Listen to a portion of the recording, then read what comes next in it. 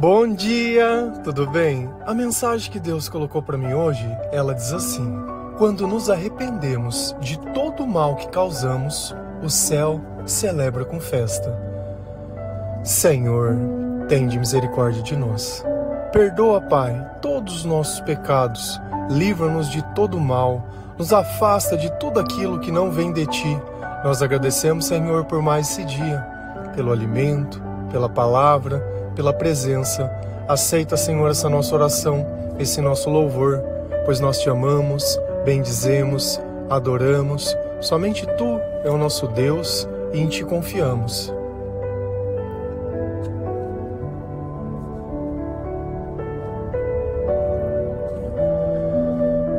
Para que nós possamos nos arrepender de todo o coração, nós dependemos da presença do Espírito Santo, pois é Ele quem nos convence sobre a gravidade do pecado.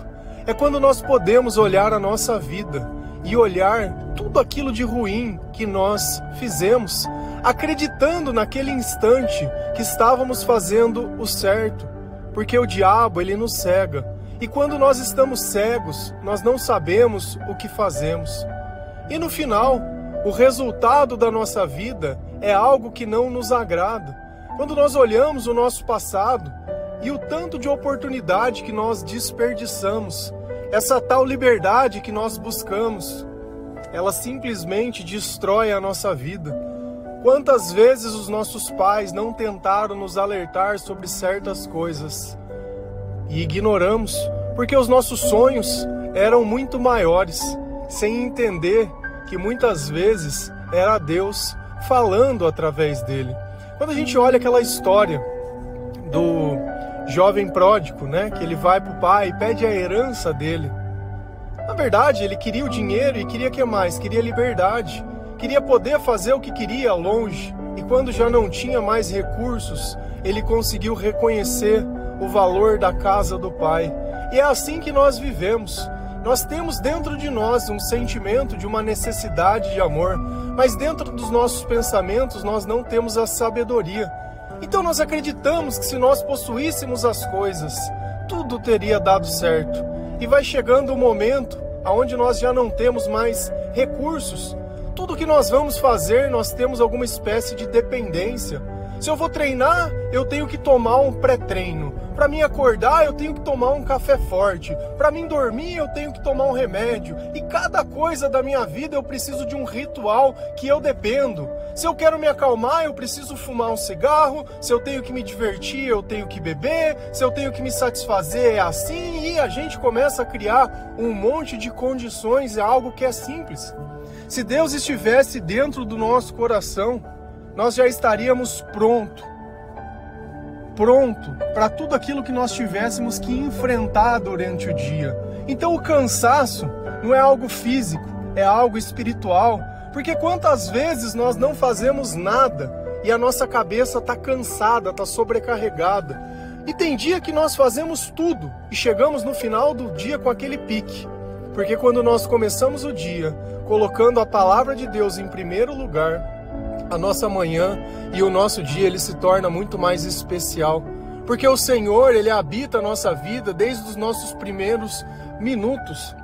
Só que não adianta nada eu buscar a Deus querendo entender o pecado das outras pessoas. Eu preciso encontrar o meu pecado, eu preciso encontrar o meu arrependimento, porque enquanto eu não me reconheço pecador, eu não me consigo reconhecer dependente. E se eu não me reconheço dependente, eu sou orgulhoso, porque eu acho que tudo que eu preciso está em mim e depende de mim. Humildade não é pobreza. Humildade é você saber que você é dependente de Deus. Por isso que os humildes herdarão o reino de Deus, porque eles entendem a importância do Senhor na vida dele. Então, quando nós começamos a ler a palavra de Deus, o Espírito Santo ele começa a nos dar sabedoria, entendimento, e através desse entendimento ele nos convence dos nossos pecados e dos nossos erros. Então, ao invés de encontrar um culpado, nós percebemos que o culpado somos nós mesmos. E nós temos que entender também que a dificuldade que nós passamos não é culpa dos outros, a culpa é nossa. Você imagina se a gente olhasse a cidade de Sodoma e Gomorra sendo destruída e não fizesse a pergunta principal: por que essa cidade foi destruída? Por causa do pecado. Só que ao invés disso, nós começássemos a se vitimizar, dizendo: nossa, que barbaridade que aconteceu aqui, mas que isso e que aquilo. Então, sempre antes de você querer tomar partido sobre alguma coisa, entenda o que motivou aquilo. Qual foi o estopim, qual foi o ponto inicial. E assim nós começamos a perceber através da palavra de Deus que todas as vezes que Sodoma e Gomorra foi destruída foi por causa do pecado. E esse pecado ainda habita em nós e nós achamos que ele não é um problema. Sabe por quê? Porque eu sempre dou um jeitinho para tentar fazer que a culpa não é minha. Porque nós não sabemos lidar com a culpa. Então, se nós temos a razão, tá tudo bem. A culpa já não é minha, eu tenho a razão, eu posso praticar o mal. Então, se eu puder colocar a culpa que eu tive uma separação traumática e alguma coisa faz 10 anos, então hoje eu posso ser o diabo na terra, porque enquanto eu puder culpar minha ex-relação, meu marido, a minha mulher, eu não tenho motivos para fazer nada certo. É um direito que eu tenho de fazer tudo errado. Então eu puxo sempre a carta do coitado, do vitimizado, do abandonado, do esquecido, do não amado e de tudo. Então isso justifica todas as coisas que eu faço na minha vida. Eu tenho direito para ser assim. Será que faz sentido mesmo pensar desse jeito? Só que nós temos que entender mais uma coisa. Quando nós reconhecemos que nós somos pecadores, o céu, ele se entra em festa. E às vezes a gente acha que a festa tá porque a gente é justo. Não, porque Jesus ele veio para que as pessoas pudessem se salvar, para que elas pudessem ter um encontro com o Senhor. E nós partilhamos a nossa vida e o nosso testemunho para eles se alegrarem também com o dia que o céu se alegrou com a nossa conversão. E assim nós vamos ajudando outras pessoas a fazer festa no céu. Isso é uma viagem ou isso é bíblico? Então, vamos ler na palavra. Lucas 15, versículo 4, 5 e 7. A palavra do Senhor, ela diz assim: se algum de vocês tem 100 ovelhas e perde uma, por acaso não vai procurá-la? Assim, deixa no campo as outras 99 e vai procurar a ovelha perdida até achá-la. Quando a encontra, fica muito contente e volta com ela nos ombros, pois eu lhe digo que assim também vai haver mais alegria no céu por um pecador que se arrepende dos seus pecados do que por 99 pessoas boas que não precisam se arrepender. Então, de quem são essas palavras? São de Jesus Cristo, no Evangelho de Lucas, e ele está fazendo uma parábola, que é uma comparação. As coisas espirituais não tem como a gente mostrar, então nós precisamos comparar. E com o que comparou a vida de um pecador que se arrepende? Que é justamente o tema central da frase. Não adianta a gente ler a Bíblia sem ter arrependimento. A porta que Jesus entra dentro de nós é o arrependimento. Se eu não me arrependo da vida que eu levei longe de Jesus, a vida que eu vou viver perto de Jesus, ela não tem sentido nenhum. E os meus sentimentos conseguem acusar se o pecado, nós todos somos pecadores, mas o Espírito Santo nos santifica. Nós sentimos também que nós somos perdoados por Deus. E isso é o sentido da graça.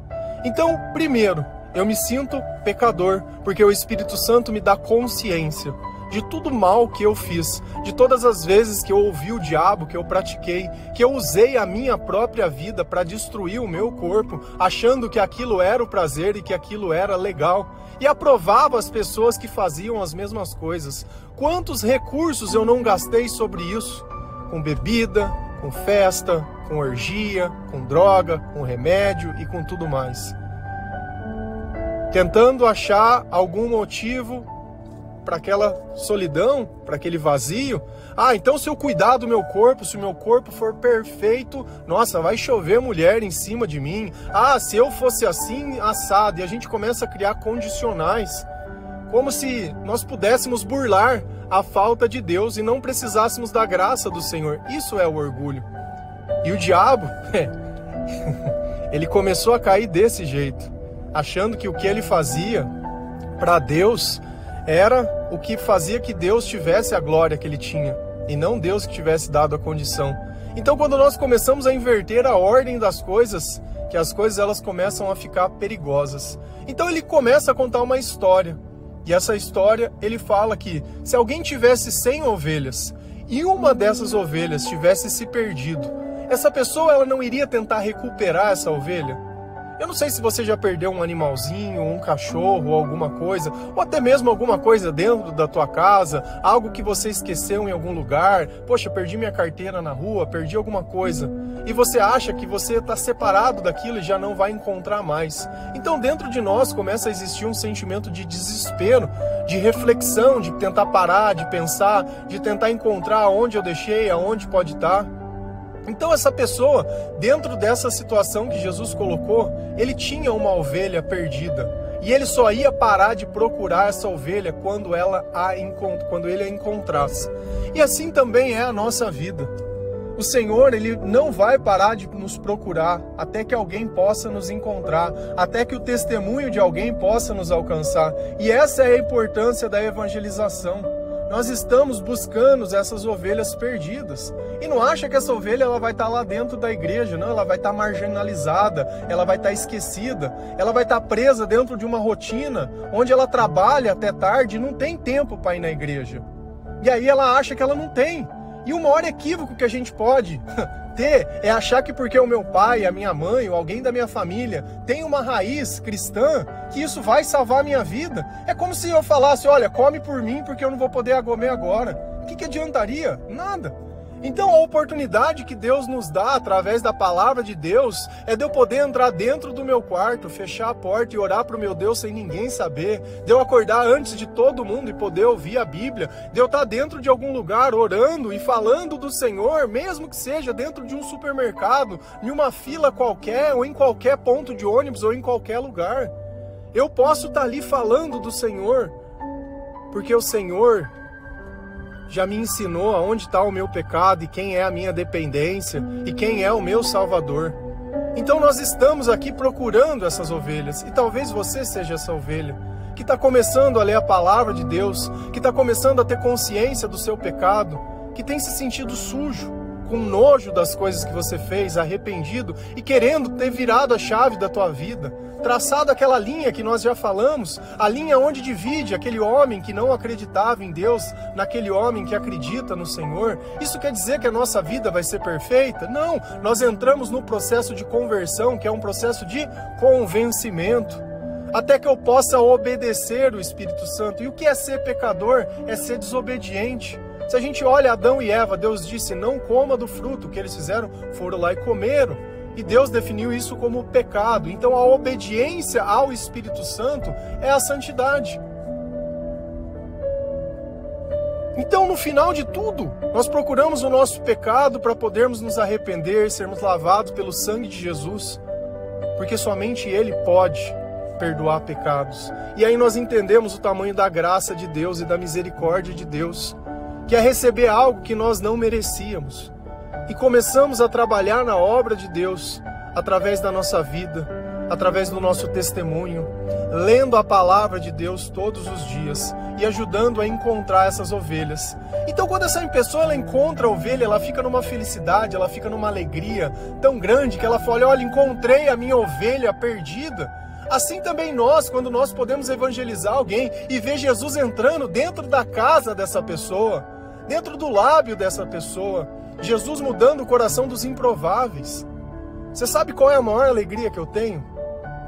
É ver uma pessoa que todos julgam, que todos condenam, sendo transformada por Deus. E aqueles que se julgavam salvos, ficarem no meio do caminho, com a mesma vida, com os mesmos hábitos. Porque às vezes a gente olha uma pessoa que ela é o extremo e não percebe que nós estamos seguindo no mesmo caminho, só estamos em estágios diferentes. Basta uma situação, basta uma morte, basta um término de relacionamento, basta perder o emprego, basta algo sair fora do controle, tirar o dinheiro ou tirar a conformidade das coisas. Você vai ser catapultado no meio dessa vida. Porque cada vez mais nós somos dependentes das coisas que nós acreditamos. Mas se nós acreditamos no céu, a eternidade é o nosso lugar. Pois eu lhes digo que assim também vai haver mais alegria no céu por um pecador que se arrepende dos seus pecados do que por 99 pessoas boas que não precisam se arrepender. Então, cada vez que nós nos arrependemos dos nossos pecados, que nós tomamos consciência das coisas que nós fazemos, o céu, ele entra em festa. E nós que anunciamos a mensagem de Deus, entramos em festa também. É cada vez que alguém compartilha o devocional, é cada Bíblia que é dada de presente, é cada postagem sobre um versículo, é cada coisa que reforça. Olha, nós estamos seguindo no mesmo caminho que vocês, o mesmo Espírito que está em vocês está atuando em nós. E não porque nós estamos buscando reconhecimento, dinheiro, fama, like, curtida, porque isso não dá engajamento para ninguém. Você mostrar o pecado das pessoas não dá engajamento para ninguém. Porém, aqueles que estão se perdendo, o dia que eles quiserem encontrar o caminho, eles vão saber que a tua vida é uma referência para isso. E aquele que antes todos julgavam, vão querer saber o que ele fez. E aí sim, nós podemos glorificar o Senhor e mostrar o mesmo caminho que nós seguimos, não julgando essas pessoas, nem condenando elas, mas tendo a mesma misericórdia que Deus fez. Então, se você tem conseguido entender o tamanho do seu pecado, saiba que o céu está em festa por causa de você. E às vezes você está aí se olhando como uma pessoa sem valor e olhando aquele que, entre aspas, faz tudo certo. Quando Deus fala 99 pessoas boas, foram pessoas que já se converteram. Já passou o tempo do céu se alegrar por essas pessoas. Essas 99 pessoas deveriam estar ajudando a buscar mais ovelhas perdidas. Aí o céu estaria se alegrando junto com eles. Porque se eu pego a minha conversão e não uso para dar honra e glória ao Senhor, a minha conversão ela não serve de nada.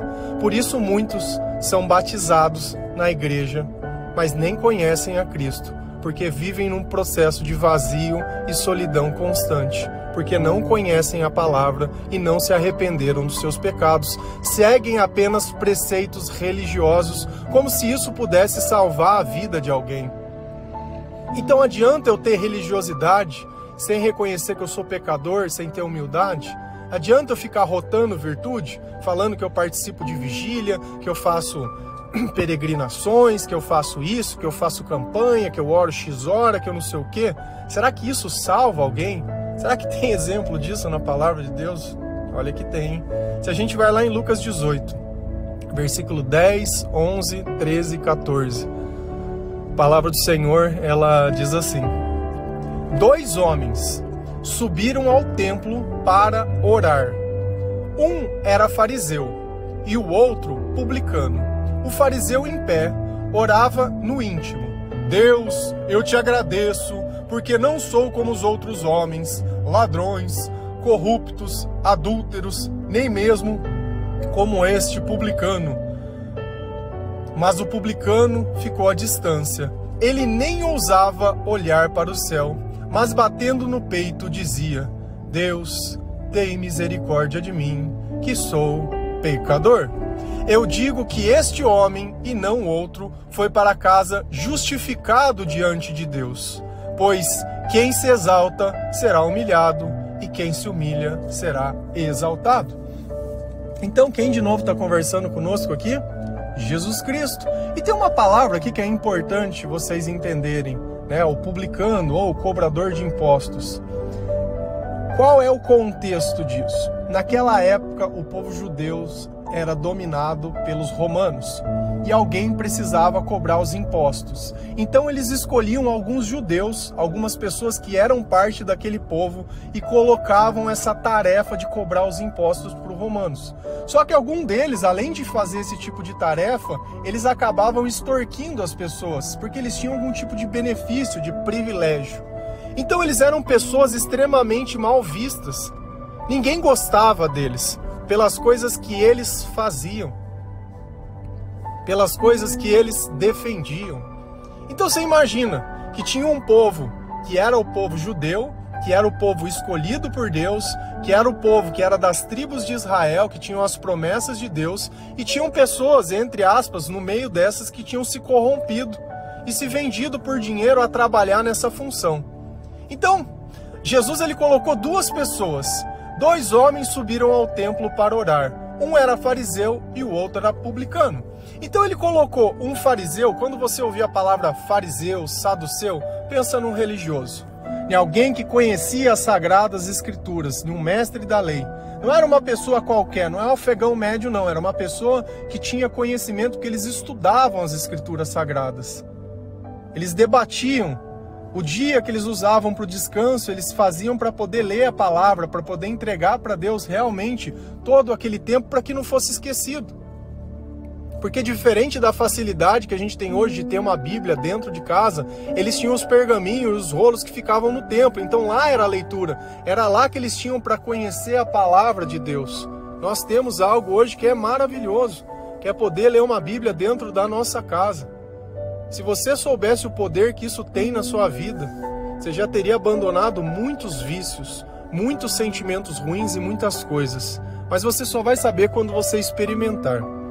Então tinha dois homens orando. Um publicano, que ninguém gostava, que todo mundo odiava, e um fariseu, que era um homem da lei. E Jesus está dizendo, olha, os dois estavam orando. E Jesus vai abrir a oração desses dois homens. O rapaz da igreja, o fariseu em pé orava no íntimo. Deus, eu te agradeço porque não sou como os outros homens, ladrões, corruptos e adúlteros. Então ele estava ali justificando, olha, eu não faço nada de errado, eu sou uma boa pessoa. Comparado a esse cara aqui, esse lixo, eu sou uma boa pessoa. Eu não faço nada de errado, eu não roubo, eu não adultero, eu não faço nada. Eu sou uma pessoa boa, eu sou uma pessoa boa. E aí ele começou a se comparar, nem mesmo como esse publicano. Então ele falou, eu também não faço as coisas que ele faz. Eu não sou o Zé Droguinha que nem esse cara aqui, eu não sou esse cara. Não sou, eu sou diferente, eu sou melhor. E aqui, se você pegar outra passagem que eu coloquei para não ficar muito extenso, ele vai dizer, olha, eu jejuo 2 vezes por semana, olha, eu dou o dízimo, eu ajudo na obra, olha, eu participo. Então a justificativa dele para Deus era só o comportamento que ele tinha de fazer o que a lei mandava e só. E o que Deus manda? E o reconhecimento pecador? E não se comparar com as pessoas? Então o Espírito Santo estava nessa pessoa? Não estava. Por quê? Porque para ele, Deus não era a obediência ao Senhor, mas a obediência à lei. Então se eu não faço aquilo que as pessoas condenam como errado, eu sou uma boa pessoa. Eu não sou como essas daqui. E a passagem, ela continua dizendo, mas o publicano ficou à distância. Ele nem ousava olhar para o céu, mas batendo no peito dizia, Deus, tem misericórdia de mim, que sou pecador. Então olha como o publicano, a única coisa que ele podia fazer era o quê? Reconhecer o seu pecado. Reconhecer que ele não estava fazendo as coisas certas. Quando a gente olha a história de Zaqueu, que era também um desses publicanos, um cobrador de imposto, que sobe numa árvore para ver Jesus passar, e Jesus desce, Zaqueu, que hoje eu vou para tua casa. Ele fala, olha, se eu peguei alguma coisa de alguém, eu vou restituir 4 vezes mais. Então eles tinham consciência que a vida que eles levavam era errada. Enquanto a gente não tem consciência que a nossa vida é errada, que o que eu faço é errado, que a forma que eu me divirto é errado, que os meus amigos são o errado. Porque quando eu comecei a me converter, os meus amigos eles acabaram se afastando de mim. Porque todos não acreditavam nas mesmas coisas que eu. E graças a Deus, hoje, os meus amigos daquele lá de trás, eles estão perto de mim. Todos buscando o mesmo caminho. E novos amigos nós encontramos no meio. E o Senhor diz que nós somos irmãos. Irmãos em Jesus Cristo. Irmãs também. Pessoas que se voltam em torno da causa do Senhor, para poder ajudar outras pessoas a terem esse encontro. Então, quem você acha que Deus aceitou? Foi aquele que batendo no peito ficava rotando virtude? Falando que era? Não, porque eu sou evangélico. Eu adoro, gente, quando eu vou falar de Jesus e a pessoa já puxa a carta. Não, porque eu sou evangélico. Você já leu a Bíblia? Não, nunca li a Bíblia. Você, não, mas eu dizimo. Não, porque eu sou batizado. Não, não. Então, tipo assim, o que vale é ser fariseu. Não é ser pecador. Não é arrependimento. Não é olhar aquilo que fez, não é nada, não é evangelizar, não é falar, não, que é puxar a carta, é se rotular, é só isso. Quem se satisfaz com isso, está morto espiritualmente, porque é impossível você estar na presença do Espírito Santo e ele não te incomodar pelas coisas que você faz, pelas coisas que ele quer que você faça, para que você possa obedecer ao Espírito Santo, para que você possa servir a Deus de todo o coração. E aí Jesus pergunta, qual dos dois vocês acham que foi justificado? Qual dos dois você acha que Jesus aceitou a oração? Daquele que ficou se exaltando, falando o que fazia, bibibi, ou daquele que se reconheceu que tinha dependência de Deus? Eu digo que este homem e não outro foi para casa justificado diante de Deus. Então Jesus disse que o publicano, aquele que todo mundo tinha preconceito, foi o que se justificou diante de Deus.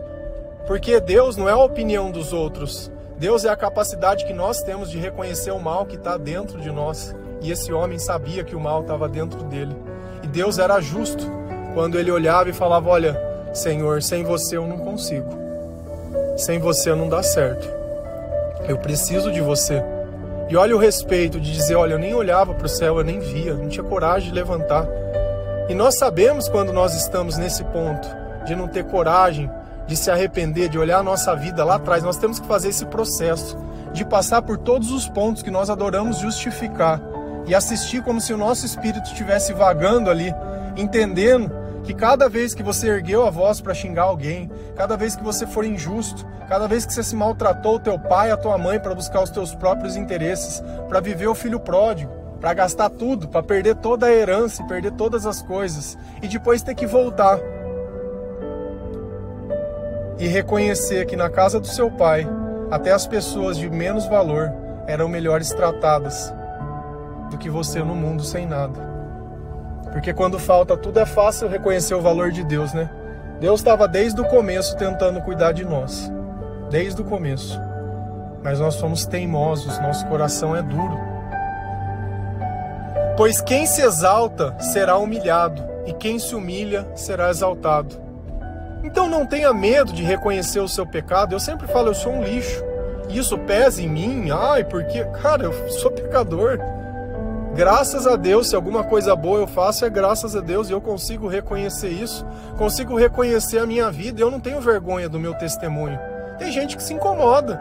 Ai, mas vai contar de novo que teve depressão, que não acreditava em Deus? Eu vou. E você vai contar o quê? Quando Jesus transformou a sua vida?